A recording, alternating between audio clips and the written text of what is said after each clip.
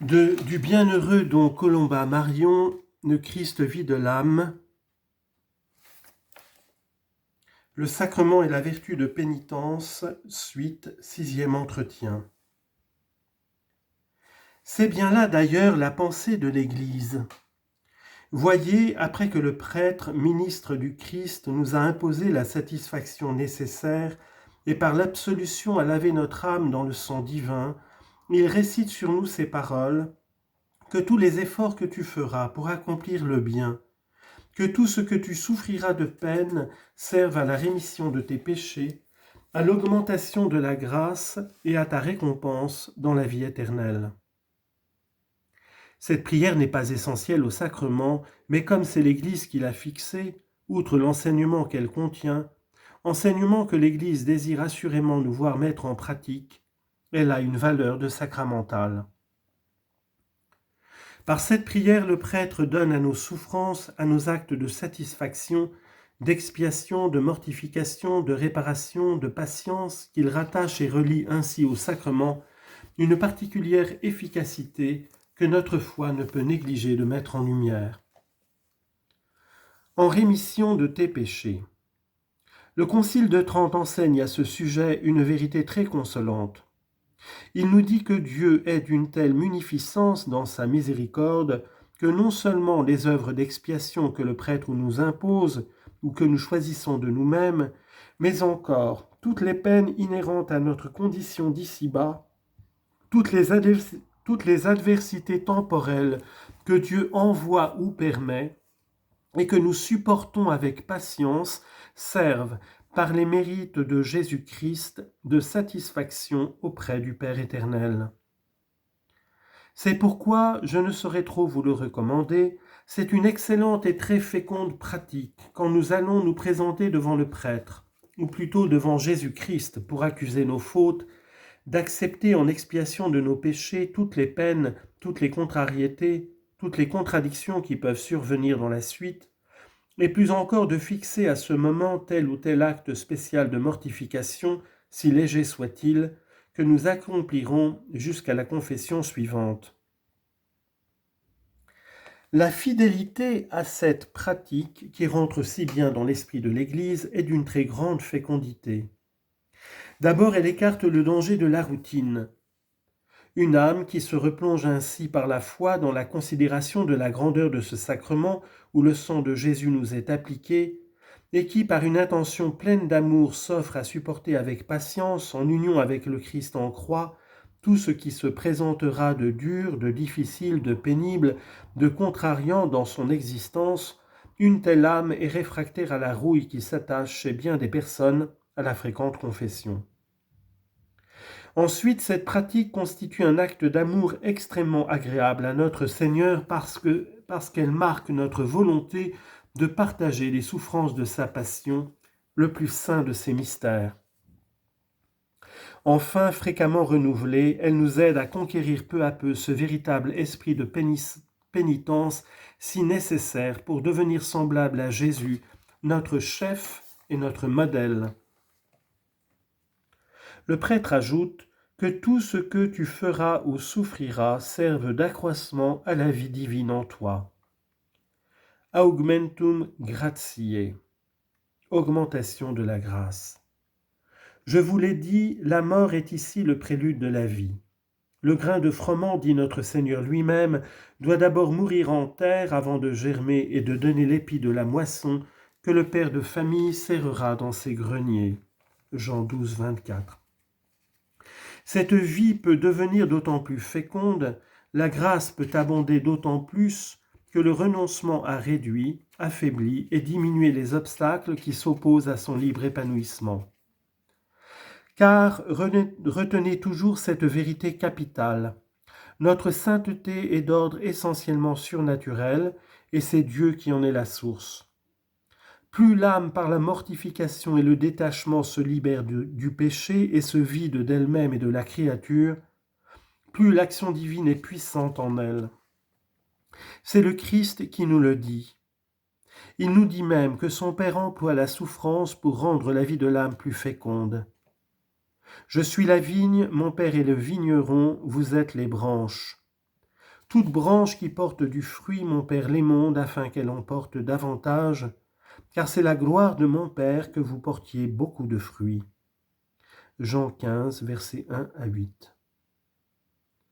Quand le Père éternel voit qu'une âme unie déjà à son Fils par la grâce désire résolument se donner pleinement au Christ, il veut faire abonder la vie en elle, augmenter sa capacité. Pour cela, il se met lui-même à l'œuvre dans ce travail de renoncement et de détachement, parce que c'est la condition préalable de notre fécondité. Il élague tout ce qui empêche la vie du Christ de produire tous ses effets, tout ce qui est obstacle à l'action de la sève divine. Notre nature corrompue contient des racines qui tendent à produire de mauvais fruits. Par les souffrances multipliées et profondes qu'il permet ou envoie, par les humiliations et les contradictions, Dieu purifie l'âme, la creuse, la laboure pour ainsi dire, la détache de la créature, la vide d'elle-même, afin de lui faire produire de nombreux fruits de vie et de sainteté. Porgabit eum ut fructum plus afferat. Il l'émonde afin qu'elle porte davantage de fruits. Enfin, le prêtre termine et praemium vitae aeternae. Que tout devienne pour toi récompense de la vie éternelle. Après avoir rétabli l'ordre ici-bas pour permettre à la vie du Christ de croître et d'augmenter en nous, nos souffrances, nos actes d'expiation, nos efforts à faire le bien assurent à notre âme une part de la gloire céleste. Rappelez-vous la conversation qu'avaient deux disciples s'en allant à Emmaüs au lendemain de la Passion.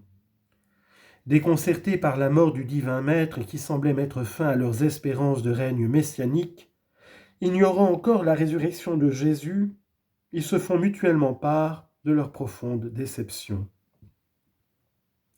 Le Christ se joint à eux sous une figure étrangère et leur demande le sujet de leur entretien. Et après avoir entendu l'expression de leur découragement, sperabamus, et nous qui espérions, ô hommes sans intelligence aux cœurs lents à croire, leur reproche-t-il aussitôt. Ne fallait-il donc pas que le Christ souffrit toutes ces choses avant d'entrer dans sa gloire ? Philippiens 2, 7 à 9. Il en est de même pour nous, nous devons participer aux souffrances du Christ pour partager sa gloire. Cette gloire et cette béatitude seront immenses. Ne perdez pas courage au milieu de vos tribulations, écrit saint Paul. Au contraire, alors même que notre être extérieur soumis à la déchéance va s'affaiblissant sans cesse, l'homme intérieur se renouvelle de jour en jour jusqu'à ce qu'il atteigne le terme bienheureux, car notre légère affliction du moment produit pour nous, au-delà de toute mesure, un poids éternel de gloire. 2 Corinthiens 4, 17. De même, écrit-il encore, si nous sommes enfants de Dieu, nous sommes ses héritiers, et les co-héritiers du Christ, si toutefois nous souffrons avec lui, pour être glorifiés avec lui. Et il ajoute, car j'estime que les souffrances du temps présent n'ont pas de proportion avec la gloire à venir qui sera manifestée en nous. Romains 8, 7, 17 et 18. C'est pourquoi, dans la mesure même où nous participons aux souffrances du Christ, réjouissons-nous, car lorsque la gloire du Christ sera manifestée au dernier jour, nous serons aussi dans l'allégresse.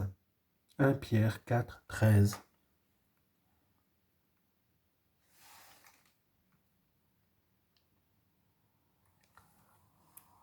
Courage donc, vous répéterai-je avec saint Paul, voyez, disait-il en faisant allusion au jeu public qui avait lieu de son temps, voyez à quel régime sévère se soumettent ceux qui veulent prendre part aux courses dans l'arène pour remporter le prix. Et quel prix ? Une couronne d'un jour. Tandis que nous, c'est pour une couronne impérissable que nous nous imposons le renoncement.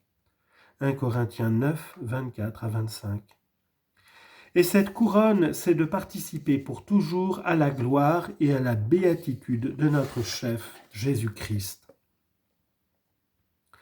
Maintenant, dit le Christ Jésus, vous êtes ici-bas dans l'affliction. Le monde qui ne me connaît pas vit dans le plaisir, pendant que, dans l'exercice d'une vie de foi, vous partagez avec moi le fardeau de la croix. Mais je vous reverrai au dernier jour, votre cœur abondera de joie, et personne ne vous ravira votre joie. Plurabitis et flebitis vos, mundus autem gaudebit, vos autem contrista bimini, sed tristitia vestra convertetur in gaudium. Iterum videbo vos et gaudebit cor vestrum et gaudium vestrum nemo tollet a vobis. Jean, chapitre 16, versets 20 à 22.